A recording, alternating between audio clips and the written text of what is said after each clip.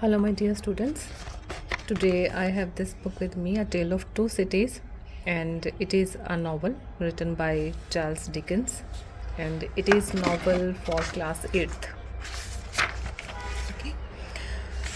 Already the chapters of the second and third term have been posted on my channel. If you want to go through these are available. Today I'm going to start with this chapter 1 because these were left somehow, first term के chapters. ठीक है, तो ये जो novel है A Tale of Two Cities, it is a tale means a story. It is a story of two cities, and these two cities are London and Paris. Okay, and this story is set against the backdrop of the French Revolution, depicting contrast between the relative peace of London and the violent upheaval in Paris. Okay, दोनों cities का ही contrast है, London and Paris का, and it is set in the year 1775. Let's begin with the first chapter. Recall to life. Recall to life means brought back to life. It was the year 1775. On a cold, wet, foggy night in November, a mail coach was struggling through deep mud. Okay, 1775 year की बात है कि night, it was the month November and the night was foggy, बहुत ज़्यादा fog थी, और एक mail coach जो गाड़ी है वो स्ट्रगल कर रही थी, वो फंसी हुई थी मड में. The horses were pulling hard but they kept slipping in the thick mud. जो हॉर्सेज हैं, you can see in this picture, जो हॉर्सेज थे वो ट्राई कर रहे थे अपनी तरफ से, लेकिन it was impossible for them because it was slipping, the cart was slipping in the thick mud. The coach was on its way to Dover. और ये गाड़ी जो है, कोच है, ये कहाँ को जा रही थी? It was going to Dover. This can be asked in MCQs and this question can also be asked कि कौन से ईयर में ये कहानी जो है सेट हुई है. It was 1775 and this can also be asked that it was going towards Dabur. The driver cried वो हो but the horses now stood still. ठीक है, जो ड्राइवर है वो ट्राई कर रहा था, लेकिन जो हॉर्सेस थे वो आगे नहीं चल पा रहे थे. The driver got down from his seat and open the door. जो ड्राइवर है फिर वो गाड़ी से उतरा है और फिर उसने जो दरवाज़ा है गाड़ी का वो खोला है. You will have to get out, he said to the passengers. फिर उसने पैसेंजर्स को बोला कि आपको बाहर आना होगा. क्यों बोला? To make that a quite light, okay, so that it can move. You will have to walk up, the horses can not make it. ठीक है, हॉर्सेज के लिए डिफ़िकल्ट हो रहा है गाड़ी को चलाना, तो आपको वॉक करनी होगी. The 3 men in the coach got out. This can also be asked that how many passengers were there in the coach? 3 men were there. They were heavily clad in many coats. Clad means covered. उन्होंने बहुत सारे quotes डाले हुए थे. With their hats pulled down over their eyes. और जो hats थे वो भी उन्होंने अपनी आइज़ तक नीचे कर रखे थे. They could not see what the other person looked like. और उन तीनों को ही एक दूसरे के बारे में कुछ नहीं पता था कि कैसे दिख रहे हैं. And each was afraid of the other. और एक पैसेंजर दूसरे पैसेंजर से डरा हुआ था. It was an age when even in cities people might be robbed by night, and any one of them, here them refers to the passengers, could be a robber. और ये वाला time जो था, उस टाइम उसमें कोई भी बंदा रॉबर हो सकता था और लूटपाट हो सकती थी during the night. There were many robbers on the English roads in those days. The guard stood on the back of the coach with his hand on a box before him in which lay a loaded gun. और गाड़ी में सिर्फ passengers और drivers ही नहीं थे, वहाँ पे एक गार्ड भी था. ओके, और जो गार्ड था वो बैक ऑफ द कोच वो था, and he was having a box with him. और उस बॉक्स में क्या था? एक loaded gun. Slowly the coach reach the top of the hill and the passengers got in. और जब वो गाड़ी कोच जो है वो हिल के टॉप पे पहुंच गई है, तो फिर जो पैसेंजर्स है फिर दोबारा वो सवार हो गए गाड़ी में। The driver was ready to start when the guard called out to him to stop. तो जो ड्राइवर है गाड़ी का वो अभी रेडी हुआ ही था स्टार्ट करने के लिए दोबारा अपनी जर्नी, कि जो गार्ड है जो बैक सीट पे था उसने दोबारा चिल्लाया गाड़ी को रोकने के लिए। Someone is coming said the guard and took hold of his gun. तो वो क्या बोला है कि कोई आ रहा है। तो कोई आ रहा है मतलब ये नहीं कि उसने गाड़ी रोकी है कि कोई शायद कोई पैसेंजर आ गया वेट करने के लिए, वो डरे हुए हैं कि it can be a robber. Okay, तो उसने अपनी जो गन है वो पकड़ ली है। Everyone was listening now. Everyone was listening now. No one moved, and it was very quiet indeed. हर बंदा ही बड़े ध्यान से सुन रहा है, ठीक है, कोई भी हिला नहीं, ना कोई पैसेंजर, ना गार्ड, ना driver, and it was very quiet indeed there. Now the sound of galloping means running horse could be heard loud enough. तो फिर जो घोड़े की आवाज़ है जिस पे वो घुड़सवार आ रहा है, ठीक है, वो काफ़ी लाउड है क्योंकि वो पास आ गया। Stop you there call the guard और आई फायर। तो गार्ड ने उसे वार्न किया, चेतावनी दी है कि जहाँ आओ वही रुक जाओ, जहाँ फिर मैं गोली चला दूँगा। The horse was suddenly checked means stopped. तो जो हॉर्स है वो रुका है। And a man's voice called out is that the Dover mail. तो जो दूसरा बंदा है घुड़सवार है, हॉर्स राइडर है, उसने पूछा है कि ये डॉबर मेल ही है। Never mind what it is replied the guard, who are you. तो गार्ड ने ये नहीं बताया कि डबल मेल है कि नहीं है, उसने क्या बोला, आप कौन हो। I am looking for a man named जाविस लॉरी। तो we are getting across a new character now and his name is जाविस लॉरी। तो फिर उस बंदे ने जो आया उस हॉर्स पे, हॉर्स राइडर, वो पूछ रहा है कि मैंने जारविस लॉरी को मिलना है। I am Jarvis Lorry said a man in the coach, he got out. तो जारविस लॉरी जो है वो गाड़ी में ही था, तो वो बाहर निकला, उसने बोला कि मैं हूँ Jarvis Lorry. The stranger started to come up but the guard asked him to stay where he was. तो जो स्ट्रेंजर है वो पास आने लगा लेकिन गार्ड ने उसे रोक दिया। What's the matter asked mister Lorry, is it Jerry.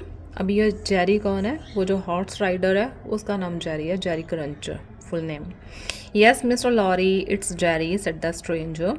What's the matter demanded mister Lorry. Mister Lorry ने पूछा कि क्या बात है।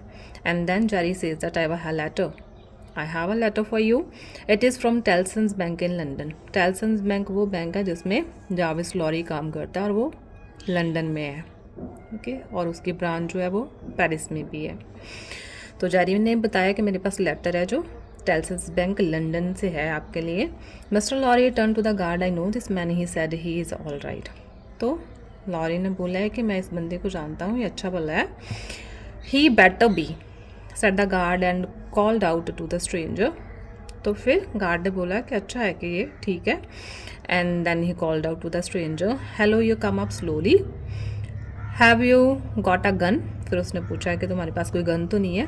Don't let me see your hand go near it. अगर है तो मुझे आपका हाथ इसके पास जाते हुए दिखाई नहीं देना चाहिए। The horse and the rider came through the fog to where mister Lorry stood. तो जैसे हमने in the beginning of the lesson ही पढ़ा है कि वो फॉगी नाइट थी, ओके, तो फॉग से ये horse and rider they are coming to where mister Lorry stood. The rider stopped and handed him a letter. तो राइडर वहाँ पे रुका और उसने जो लेटर थी, मैसेज था, वो लॉरी को, मिस्टर लॉरी को हैंड ओवर कर दी। Guard said mister Lorry quietly, I belong to Tellson's bank and I am going to Paris on business, may I read this letter. तो लेटर को पढ़ने के लिए उसने, लॉरी ने गार्ड की परमिशन ली है, ये बताते हुए कि मैं टेल्सन्स बैंक में काम करता हूँ और मैं पेरिस किसी काम से जा रहा हूँ। If you are quick about it, replied the guard. Mr. Lorry opened the letter and read it aloud in the light of the coach lamp. तो because it was a night, तो जो coach की lamp है, गाड़ी की lamp थी, उसी की रोशनी में उसने वो लेटर पढ़ी है। Wait at Dover for the lady for was the message. तो ये भी आ सकता है पेपर में, ठीक है, कि क्या मैसेज था उस लेटर में। वहाँ पे था message, wait at Dover for the lady, कि टावर जहाँ पे वो गाड़ी जा रही है कोच जा रही है वहाँ पे वेट करना किसी लेडी के लिए। जेरी से my answer is recalled to life. तो उसने वो लेटर पढ़ी है और उसने जेरी को बोला है कि मेरा जो मैसेज है वो दे देना, और उसका मैसेज क्या है, रिकॉल टू लाइफ। तो this was in code word, तो उसको समझ में नहीं आया जेरी क्रंचो को। Then he says that's a strange answer said Jerry, take the message back and be careful on your way back. और ये मैसेज मेरा दे देना और अपने वे बैक पे रास्ते में वापस जाते हुए केयरफुल रहना, said mister Lorry, good night. Mister Lorry then opened the coach door and got in. The mail coach slowly made its way to Dover. Mr. Lorry sat in the coach thinking of the man he was going to meet in Paris. तो अभी वो उस बंदे के बारे में सोच रहा है जिसको उसने मिलना है पेरिस में। ठीक है, पहले उस लेडी से मिलना है डावर में और उसके बाद पेरिस में किसी बंदे से मिलना है। A man who had been in prison for a long time. और वो कौन बंदा है जिसके बारे में वो सोच रहा है, जिसको मिलना है? वो एक लंबा टाइम प्रिजन में रहा है, जेल में रहा है। He was about 45 years old. This can also be asked कि उसकी एज कितनी है। Okay, he was 45 years old but looked much older. लेकिन जितनी उसकी एज है उससे ज़्यादा वो ओल्ड दिखता है। His hair had become snow white, उसके white hair, and he was very very thin. Slowly, Mr. Lorry dozed off. Dozed off means वो सो गया, slept, and dreamt he was talking to him. तो सपने में उसे यही दिखाई दिया है, ड्रीम आया है कि शायद वो उस बंदे से बातें कर रहा है जिसको वो मिलने जा रहा है। Buried how long? He asked. उसने पूछा कि कितना टाइम हो गया बरी हुए? Almost 18 years. 18 years means 18 years वो बंदा जेल में रहा है। You had given up all hope, कि अभी तो तुमने सारी होप छोड़ दी होगी। एंड देन दैट पर्सन, ठीक है, जो वाइट हेयर वाला है, वो बोलता है कि लॉन्ग अगो मैंने तो सारी आस अपनी जो है वो छोड़ दी है। You know you have been recall to life, कि आपको दोबारा ज़िंदगी जीने का मौका मिलना है। They tell me so, I hope you care to live, I can't see, shall I bring your daughter to you, will you see her. इसका मतलब कि एक उसकी डॉटर भी है उस बंदे की, लेकिन उसको नहीं पता कि मेरी एक डॉटर है। और जिस लेडी को मिलने की बात हो रही है पहले, जो जेरी क्रंचो मैसेज लेके आया था, वो उसकी डॉटर ही है, लॉरी की नहीं, इस बंदे की जो जेल में रहा है, और उसका नाम है doctor मैनट।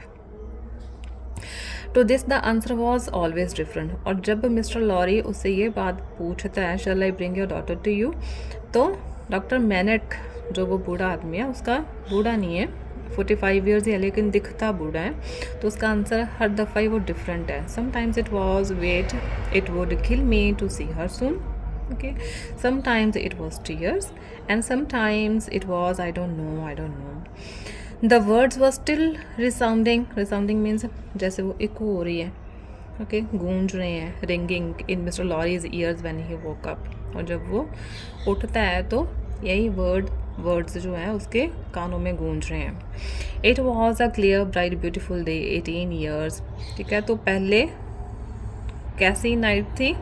Foggy, okay, cold, wet. और अभी कैसा दिन है? Clear, bright and beautiful day. 18 years, he said, how terrible to be buried alive for 18 years, to spend 18 years in prison. Okay.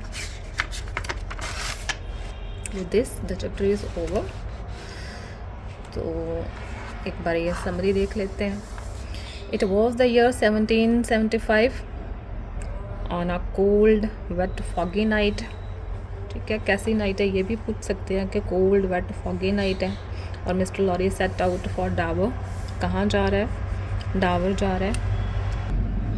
From where he would get a boat to Paris, और Dover से उसने boat लेनी है, ठीक है। डावर में पहले उस लेडी से मिलना है, फिर वहाँ से बोट लेनी है, फिर वो जाएगा Paris. The coach had got to the top of the hill when the guard stopped the coach. और जब सारे पैसेंजर्स को उतार के, ठीक है, फिर जो गाड़ी है वो गई थी हिल के टॉप पे, तो फिर गार्ड ने गाड़ी को रोक दिया क्योंकि कोई आवाज़ आ रही थी। As he heard someone coming. The rider had brought a letter for Mr. Lorry. और ये राइडर कौन है? Jerry cruncher. और वो मिस्टर लॉरी के लिए क्या लेके आया? एक लेटर लेके आया जिसमें क्या मैसेज था?